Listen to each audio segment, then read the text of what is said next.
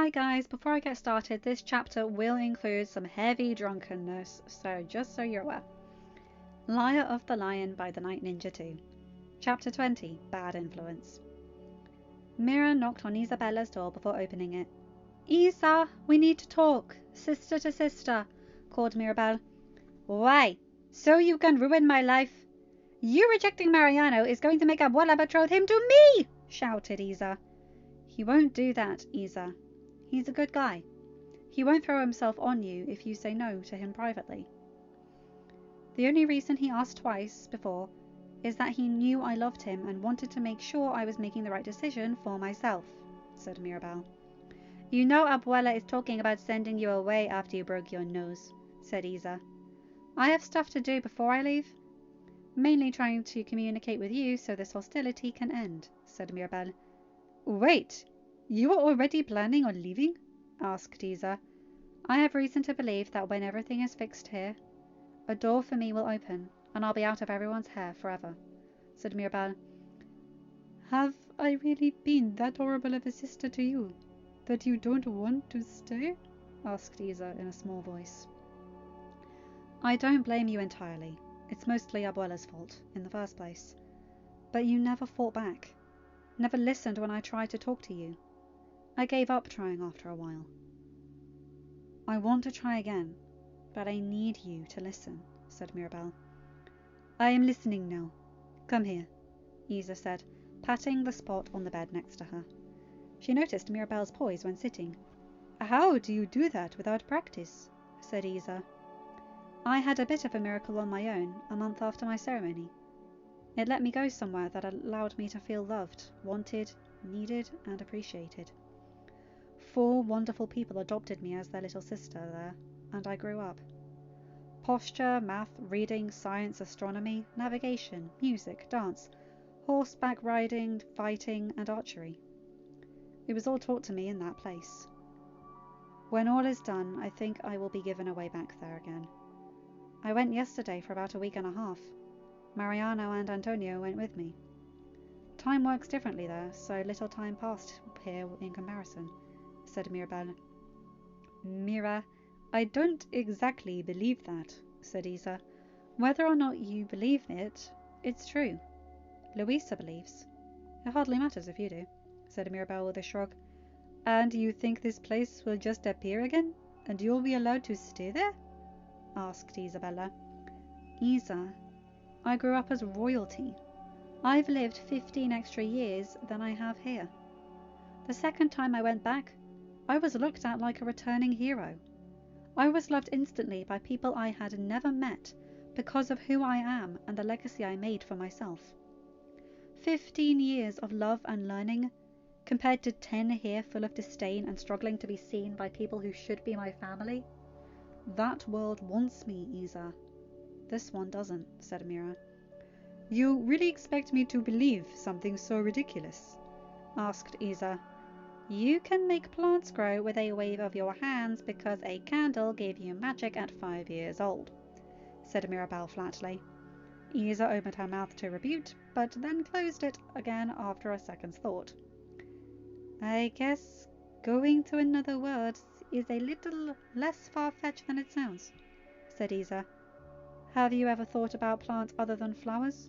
Asked Mirabel, plucking a rose from the wall. Abuela would never allow it, even if I could, said Isa. Fuck her. Just because you're her favorite doesn't mean she gets to control your life. It's your gift. Do whatever the fuck you want with it, said Mirabel. Where did this mouth come from? You've been swearing more and more over the last few months, said Isa. Because being the perfect little princess is not what is needed all the time. Sometimes you need the mouth of a sailor to emphasize how shitty something is. Granted, if I had your gift, there would be cacti following me around like those petals you let fly off of you.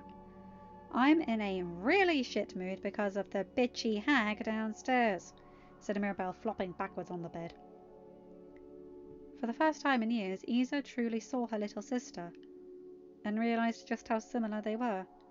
Cacti, huh? Asked Mirabel. Asked Louisa. Or something with a million tiny thorns, or something irritating like pricker bushes, said Mirabel. You have a thing for sharp objects, don't you? Laughed Isa. At least I know how to have fun, said Mirabel. I dance. That's fun, argued Isa. But you've never gotten blackout drunk at a party and woken up scrunched into a cupboard in the kitchen, neck hurt for a week after that. No clue how I got in there in the first place, said Mirabel. I take it this happened in the so-called other world? Asked Isa. Now that would be a fun idea. Let's see how nuts your powers get when you're plastered, said Mirabel. No? Asked Isa. Why not? Asked Mirabel. You think this is actually a good idea? Asked Isa, raising an eyebrow. No, absolutely not.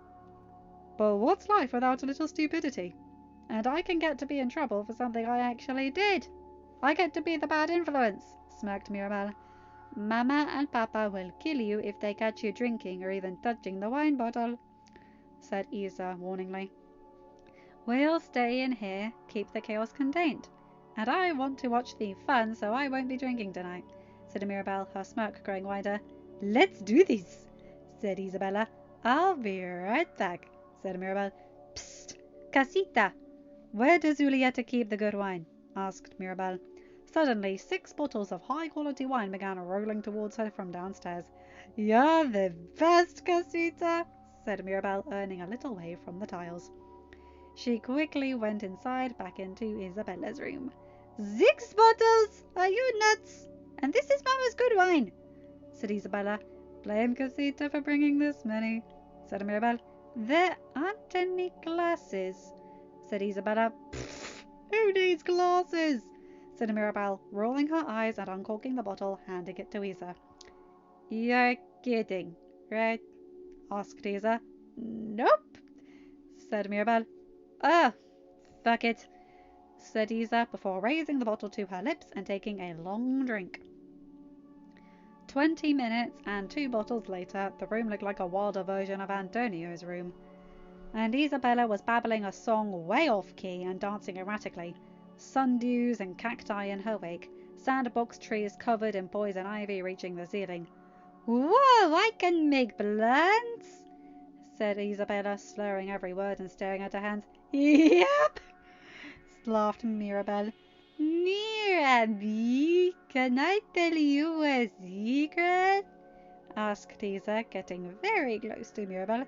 Sure can, sis, laughed Mirabel. Watching Isa be drunk was almost as fun as being drunk herself. Okay, come here. I think the old lady that lives in this house might be obsessed with me. And I don't know why. Doesn't she know I'm a Venus flytrap? Said Isabella. You mean you're not Flower Power Princess? Asked Mirabel. That's that other girl you want to know with the big muscles. Yeah, big Princess Gladiator Pirate Lady, said Isabella. Louisa? Asked Mirabel, enjoying every moment of this. That's the bitch. Yeah, Louisa, said Isabella. I'll have Casita put away the other 4 bottles, said Mirabel. No, I'm gonna drink them. Yeah, uncork another, miracle girl. Wait, how do we know each other again? Are you like my guardian angel or something? Asked Isabella. Princess of Narnia. Nice to meet you. Here you go, said Mirabel, handing her the 3rd bottle. Wow, a real princess? That's so cool. Do you have a brownie thingy? Asked Isabella. Yep, said Mirabel. Wait, where is Narnia? I never heard it before, said Isa, slurring, getting worse. Through a door, said Mirabel. Whoa, what's a door? Asked Isabella before proceeding to pass out cold on the floor, which was covered in moss, half a full bottle of wine in her hand. Mirabel chuckled before grabbing the bottle and the 2 empty ones and the 2 full ones. She shrugged and took a swig from the open bottle before instructing Casita to hide it and the empty bottles and return the unopened ones. I wonder what would happen if we used the harder liquor Julieta uses for cooking, wondered Mirabel before dragging her unconscious sister onto the bed. Ow! Why does my head feel like I got punched by Louisa? Asked Isa that morning. Here, have an arepa. Julieta's cooking works on hangovers, said Mirabel. Isabella snatched it and ate the arepa greedily before noticing her room. Mira, why are we in Antonio's room? She asked. We're not. You did all this. Nice touch with the sandbox tree, said Mirabel. I did this? Asked Isa. Sure did. You are so fucking silly when plastered. You might need to wear one of my dresses, though. Your romp through the briars kind of destroyed your dress, said Mirabel. Abuela is going to kill me, moaned Isabella. So what? We both had fun, and the only thing that got destroyed was a dress you hate anyway. One time I smashed my head through a painting and pretended it was a new necklace. I got in an argument with a suit of armor, and then proceeded to tackle it and try to beat it up. I think the argument was about making soup. At least that's what I was told. The whole thing is blurred beyond recollection, said Mirabel. You argued with a suit of armor? Asked Isabella. That's nothing. Last night you couldn't remember Louisa's name and you called her Princess Gladiator Pirate Lady, and then you passed out after asking what her door was, said Mirabel. I can't remember anything past half the second bottle, said Louisa.